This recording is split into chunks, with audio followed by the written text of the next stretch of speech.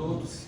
Gostaria aqui de prestar meus cumprimentos ao Ministério Público, à Vossa Excelência, os servidores que aqui estão nos atendendo, aos meus sócios Leandro e Edson, ao meu cliente Paulo e a Vossas Excelências. Antes de começar a nossa explanação aqui, eu queria deixar uma coisa bem clara, que a tese da defesa, em momento algum, ela quer excusar a culpa ou então absolvição. A defesa aqui vem com a intenção de desclassificação de um crime que está apontado pela denúncia como doloso para culposo. E eu vou explanar isso aqui e vou explicar a Vossas Excelências. E deixar bem claro que o fato de a defesa entender que a desclassificação do crime, ele não vem aqui banalizar a morte da moça Natália. Nós não queremos aqui faltar com empatia à família da vítima. Nós temos empatia, nós sabemos que houve uma perda. Ninguém quer perder um filho, ninguém quer perder um irmão. Então, a gente deixar isso bem claro, que nós compreendemos os sentimentos da família, nós sabemos o que aconteceu, mas nós estamos aqui para trabalhar, para realizar nosso serviço. Deixo meu respeito à família e volto a repetir que temos empatia no que aconteceu. Eles perderam uma vida, eles perderam uma pessoa amada. Mas o que a gente quer provar aqui é que a punição tem que se adequar ao que o meu cliente fez. Ok? Eu vou começar a falar aqui sobre o dolo e a culpa. A doutora já até explanou na defesa, na tese dela, sobre o dolo e a culpa. Mas eu quero mostrar algumas características da culpa que vai elucidar, vai mostrar que não é o caso de dolo eventual aqui, neste caso em tela específico. É o seguinte, a culpa, ela tem três características. Ela tem a negligência, a imprudência e a imperícia. A imperícia, ela não se adequa a esse caso porque o cliente, ele não estava no exercício da sua profissão. Ele não é um médico, ele não é um policial, ele não é um advogado. Então, a imperícia é nesse sentido, é no exercício da profissão.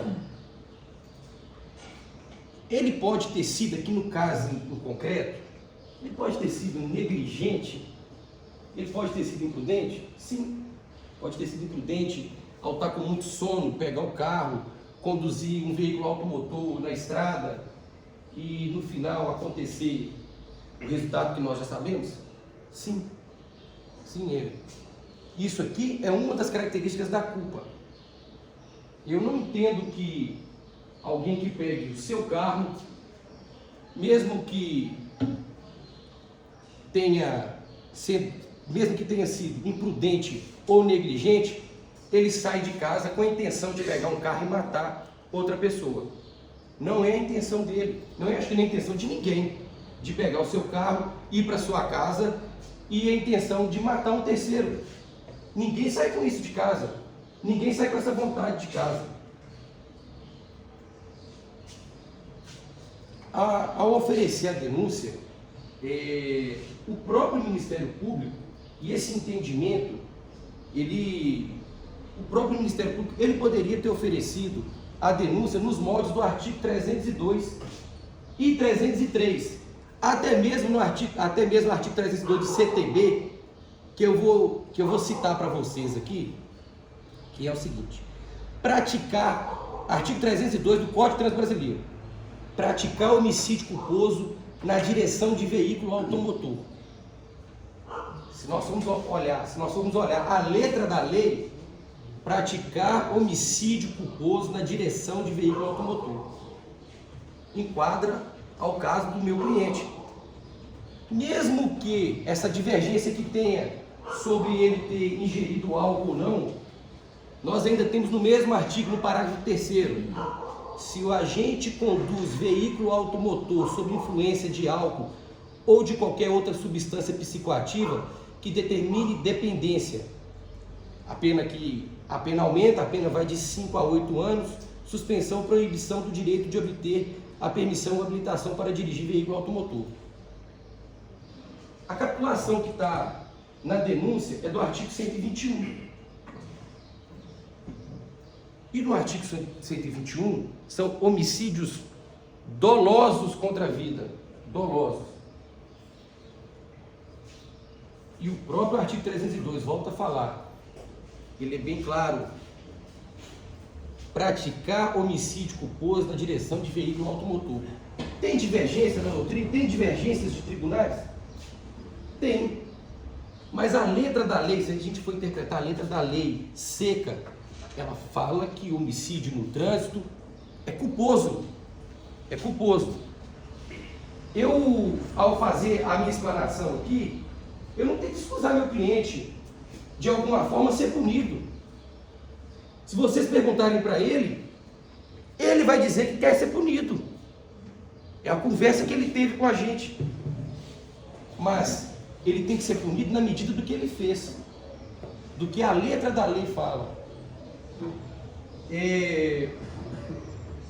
Apesar dessas divergências, nós entendemos que tem um detalhe que diferencia o dolo eventual da culpa. Tem uma teoria em latim que fala animus necanti, vontade de matar. Vontade de matar, como eu disse no começo aqui, não tem quem saia de casa, mesmo que tenha sido imprudente ou negligente, ou até mesmo imperito não vai entrar aqui, mas que entre nessas duas características da culpa, que é o que o artigo 18 do Código Penal diz. Quando a gente deu causa ao resultado por imprudência, negligência ou imperícia. Volto a repetir, nós estamos falando de culpa. De culpa. A defesa não está aqui para pedir absolvição. A defesa vem nesse plenário para poder enquadrar no crime adequado que o nosso cliente cometeu. E ainda sobre isso, pode haver divergências sobre dolo eventual no trânsito, mas é quase que pacificado que para poder se caracterizar o dolo eventual, não basta somente o uso da bebida, que é uma coisa controversa aqui, que não tem como averiguar. Tem que ter outros elementos, outros fatores. O Ministério Público falou aqui que o meu cliente estava trafegando sobre a contramão. Ele não estava trafegando sobre a contramão. O momento em que ele dormiu, ele entrou na contramão. Ele não estava conduzindo, ele não saiu da onde ele estava até o destino, dirigindo o tempo inteiro sobre a contramão. No momento que ele dormiu, infelizmente, ele colidiu com o carro. Mas usar essa teoria de que ele estava na contramão, que é mais um fator para poder caracterizar o dolo, não se adequa ao caso.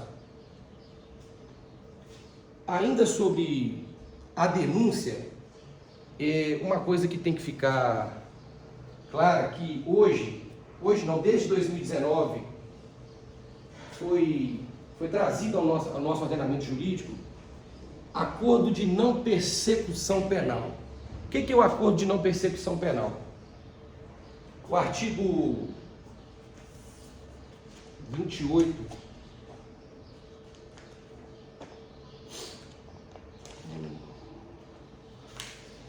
o artigo 28A, eu vou ler e depois explico o motivo. Não sendo caso de arquivamento, tendo o investigado confessado formal ou circunstancialmente a prática de infração penal sem violência ou grave ameaça, com pena mínima inferior a 4 anos, o Ministério Público poderá propor acordo de não persecução penal, desde que necessário e suficiente para a reprovação e prevenção do crime, mediante as seguintes condições. Tem uma das condições aqui que eu entendo que seria, não é uma compensação, viu gente? Uma morte não tem compensação, mas uma forma de punição seria muito mais, vou dizer, abrangente e seria muito mais punitiva se tivesse dentro das condições de uma NPP, um acordo de não persecução penal, o Ministério Público pedir dentro dos fatores, as coisas que ele teria que cumprir nesse acordo de não persecução penal, uma indenização à família. Isso não vai trazer a Natália de volta, como eu já disse aqui, nós entendemos a perda de um filho, de um irmão. Ninguém aqui está feliz com isso, não. A gente não está tentando excusar a culpa de ninguém. Mas talvez a NPP, a Acordo de Não Persecução Penal, uma compensação financeira para a família da vítima, estaria punindo o Paulo, mas também traria alguma coisa, algum retorno para a família. Não vai trazer a Natália de volta. Não vai, não é isso que nós queremos dizer. Uma vida não tem valor. Não tem, quer dizer, a vida tem valor, mas ela não está estipulada em pecúnia, em dinheiro. Não é isso. Mas talvez esse tipo de punição, ele seria mais gravoso ao réu e daria algum tipo de retorno à família, quando do oferecimento da denúncia de acordo com o artigo 302, que a pena não vai superar 4 anos. É uma das formas de punição ao Paulo. E ainda dentro disso, o próprio Ministério Público, ao receber a denúncia, Ministério Público não, o juiz, ao receber a denúncia, ele poderia ter não recebido de acordo com o artigo 395. Porque por mais que tenha essa divergência entre dolo eventual e culpa, tem que ficar bem claro aqui. Animus necandi, vontade de matar. Ninguém pega um veículo com vontade de matar ninguém. Ele pode ser imprudente e ele pode ser negligente. Isso é uma característica da culpa. Isso é um termo do direito. A culpa é um termo do direito. O dolo, nós sabemos que pode assumir os riscos do dolo, mas o que está nos autos aqui não caracteriza dolo, caracteriza culpa.